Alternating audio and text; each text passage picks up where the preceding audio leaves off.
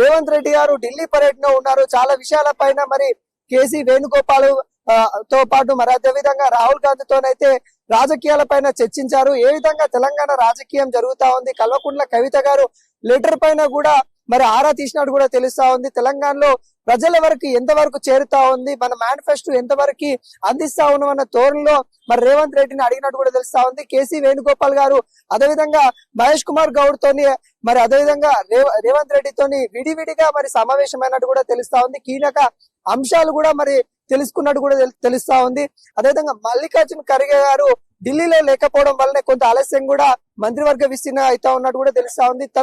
తన ఆరోగ్య సమస్యల వల్ల తను ఢిల్లీలో లేకపోవడం వల్ల మరి కొంత ఢిల్లీ మళ్ళీ ఒకసారి రేవంత్ రెడ్డి వెళ్లాల్సిన తరుణం అయితే కనబడతా ఉంది. 2 రోజులు వెయిట్ చేసి చూశారు రేవంత్ రెడ్డి గారు. ఖచ్చితంగా మంత్రివర్గ విస్తరణ చేసి ఆ పేర్లతోని తెలంగాణకి రావాలి అని అనుకున్నారు. కాకుండా అక్కడ పరిణామాలు, అక్కడ ఢిల్లీ అధిష్టానము అక్కడ చెప్పడం వల్ల మళ్ళీ 30వ తారీఖు మరి మళ్ళీ చర్చిద్దాం, ఖచ్చితంగా సమావేశం ఏర్పాటు చేస్తామని ఢిల్లీ అధినేత మరి చెప్పడం వల్ల రేవంత్ రెడ్డి తిరిగి మరి తెలంగాణకి వస్తా ఉన్న తరుణం అయితే కనబడతా ఉంది. ఇప్పటికే సామాజిక మాధ్యమాలలో కొన్ని పేర్లు అయితే ట్రోల్ అయితే ఉన్నాయి. ఎవరికి మంత్రివర్గ విస్తరణ ఇస్తారు, ఒకవైపు రెడ్డి వర్గం, మరొక వైపు బీసీ వర్గం అన్నట్టు కూడా కొంతమంది విమర్శిస్తా ఉన్నారు. విమర్శలన్నిటికీ తావు లేకుండా సామాజిక తుల్యం ఉండే విధంగా మంత్రివర్గ విస్తరణ చేయబోతా ఉన్నాము. ఏనాడు కూడా కులానికి గాని మతానికి గాని ఎప్పుడు కూడా కాంగ్రెస్ పార్టీ వెను చూడలేదు, ఎక్కడ కూడా చూపించలేదు, ఇక్కడ భేదాలు చూపించము అన్నట్టు కూడా కాంగ్రెస్ నేతలు చెప్తా ఉన్న తరుణం అయితే కనబడతా ఉంది. ఇప్పటికే కొన్ని పేర్లు కూడా అడుగుతా ఉన్నారు. ఇప్పటికీ ఢిల్లీకి అధిష్టానాన్ని కూడా కొంతమంది రిక్వెస్ట్ చేస్తా ఉన్నారు, మంత్రివర్గ విస్తరణలో మాకు చోటు కల్పించాలి అన్నట్టు కూడా కొంతమంది పేర్లు స్వయంగా ఢిల్లీకి వెళ్ళి కూడా చెప్తున్న తరుణం అయితే కనబడతా ఉంది. కాకుంటే అగ్రవర్గాలకు సంబంధించి వాళ్ళు కూడా ఈ ప్రయత్నాలు అయితే చేస్తా ఉన్న తరుణం అయితే కనబడతా ఉంది. కానీ ఆ అగ్రవర్గాలకి చోటు కొంత లేకపోవడమే కనిపిస్తా ఉంది. ఇప్పటికీ మనకి 18 స్థానాలు అయితే మంత్రివర్గం ఉంటాయి. 12 స్థానాలు ఫుల్ఫిల్ చేసినప్పటికీ కూడా ఇంకా 6 స్థానాలకి వేకెన్సీ అయితే ఉంది. 6 స్థానాలలో 4 స్థానాలు అయితే ఇప్పుడు పేర్లు వెల్లడించనున్నట్టు కూడా తెలుస్తా ఉంది. ఇంకా 2 స్థానాలకి తర్వాత స్థానిక ఎలక్షన్స్ తర్వాత మరి ఆ 2 స్థానాలు కూడా ఇచ్చే ఛాన్స్ కనబడతా ఉంది. ఈ 4గురిలో కూడా మనం చూసుకున్నట్లయితే ఉమ్మడి హైదరాబాద్ జిల్లా నుండి ఒకరికి మంత్రి పదవి ఇవ్వబోతున్నట్టు కూడా తెలుస్తా ఉంది. చాలా మంది అడుగుతున్న క్వశ్చన్ ఏంటంటే, మరి ఉమ్మడి హైదరాబాద్ లో కాంగ్రెస్ సంబంధించిన ఎమ్మెల్యేలు ఎవరు లేరు కదా, మరి ఎవరికి ఇస్తారు అనే ప్రశ్న కూడా రేవెత్తుతా ఉంటే, మరి దీనిలో భాగంగానే మనం చూసుకున్నట్లయితే హైదరాబాద్ నుండి ఉమ్మడి హైదరాబాద్ నుండి చూసుకున్నట్లయితే ఎమ్మెల్సీగా ఉన్న అమీర్ అలీ ఖాన్ కి అయితే ఇవ్వబోతున్నట్టు కూడా తెలుస్తా ఉంది. తను ప్రస్తుతం ఎమ్మెల్సీ అయితే ఉండడం జరిగింది. తను మైనార్టీకి సంబంధించిన వర్గానికి ప్రాతినిధ్యం ఇస్తా ఉన్న తరుణం అయితే కనబడుతుంది. తనకి మైనార్టీ నుండి కూడా ఒక ప్రాతినిధ్యం ఉండాలి, మంత్రివర్గం విస్తరణలో కూడా ఉండాలన్నట్టు కూడా తన పేరు ప్రధానంగా రాబోతా ఉన్నట్టు కూడా తెలుస్తా ఉంది. అదేవిధంగా మక్తల్ ఎమ్మెల్యే శ్రీహరి ముదిరాజ్ గారికి అయితే ఇవ్వబోతున్నట్టు కూడా ఒక పేరైతే కన్ఫర్మ్ అయినట్టు కూడా తెలుస్తా ఉంది. చాలా సీనియర్ నేత, మనందరికి తెలిసింది కాంగ్రెస్ పార్టీ కట్టుబడి ఉంటాడు.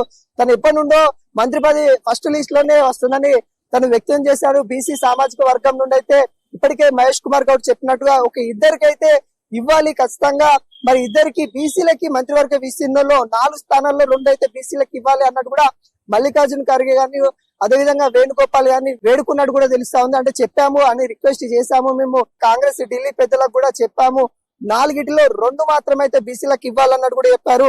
అదేవిధంగా రాజగోపాల్ రెడ్డికి కూడా కీలక పదవి ఇవ్వబోతున్నట్టు కూడా తెలుస్తా ఉంది. మంత్రి పదవి ఇవ్వకపోవచ్చు, కానీ కీలక పదవి అయితే తనకి ఇవే అంటే వర్కింగ్ ప్రెసిడెంట్ లాంటి పదవులు ఇచ్చే ఛాన్స్ కూడా మనకైతే కనబడతా ఉంది. అదేవిధంగా గడ్డం వివేక్ గారికి అయితే మనం చాలా సార్లు అనుకున్నాము, తనకి మంత్రి పదవి అప్పుడే వస్తుంది ఇప్పుడే వస్తామని అనుకున్నాం. కానీ కొన్ని వాళ్ళ కుటుంబంలో ప్రజాప్రతినిధులు ఎక్కువ ఉండడం వల్ల ఒకే కుటుంబంలో అంతమందికి మరి పదవులు ఇవ్వడం సరికాదన్న కూడా చాలా మంది ఒకే కుటుంబంలో వాళ్ళ కొడుక్కి అదేవిధంగా వాళ్ళ అన్నకి ఇటు ఎమ్మెల్యే అదేవిధంగా ఎంపీ పదవులు కూడా ఒకే ఇంట్లో ఉండడం వల్ల అక్కడ మినిస్టర్ పదవి ఇవ్వలేకపోయారు. కాకుంటే అతనికి కూడా ఇచ్చే ఛాన్స్ అయితే కనబడతా ఉంది. ఒకవేళ మంత్రి పదవి కాకుండా గానీ ఒక కీలక పదవి ఇచ్చే మన వర్కింగ్ ప్రెసిడెంట్ కావచ్చు, లేకుంటే అదే విధంగా ఆ తరహానే మరొక పార్టీలో కీలక పదవులు అయితే వివేక్ గారికి ఇచ్చే ఛాన్స్ అయితే కనబడతా ఉంది. అదే విధంగా పార్టీ నేతలు ఎవరైతే సీనియర్ నేత అని చెప్పుకునే వాళ్ళు చాలా మంది ఉన్నారు. హనుమంతరావు కావచ్చు, ఇలాంటి రెడ్డి వర్గానికి సంబంధించిన వాళ్ళు కొంతమంది ఉన్నారు. వీళ్ళందరికీ కూడా కొంత పేర్లు ఆసక్తికరంగా చూస్తా ఉన్నారు. కాకుండా వాళ్ళని బుచ్చగించే చర్యలు అయితే ఢిల్లీ అధిష్టానం చేస్తా ఉన్నట్టు కూడా తెలుస్తా ఉంది. ఎవరికైతే మంత్రి పదవి ఇవ్వాలి అనే వాళ్ళ ఆసక్తి ఉన్న వాళ్ళకి బుజ్జగించి ఇంకొక వేరే పదవి ఇచ్చే కనబడతా ఉంది. ఇక్కడ స్థానాలు 4 ఉన్నాయి, కానీ 7 పేర్లు అయితే వినబడతా ఉన్నాయి. ఆ 7లో 4 ఇచ్చే తరుణం మీద కనబడతా ఉంది. ఆ 4 పేర్లు ఎవరు అన్నట్టు కూడా కొంతమంది చూస్తా ఉన్నారు. ఇంకా ఈ నెల 30వ తారీఖు ఈ తెరపడనుంది. మొత్తానికి ఈ ప్రశ్నకి సమాధానము ఈ నెల 30వ తారీఖు మళ్ళీ సీఎం రేవంత్ రెడ్డి ఢిల్లీకి వెళ్లి మల్లికార్జున్ ఖర్గేని కలిసి అక్కడ సమావేశం అయిన తర్వాతనే పూర్తి సమాచారం రాబోతా ఉంది. అదేవిధంగా స్థానిక ఎన్నికల గురించి కూడా కీలక సమావేశాలు అయ్యారు.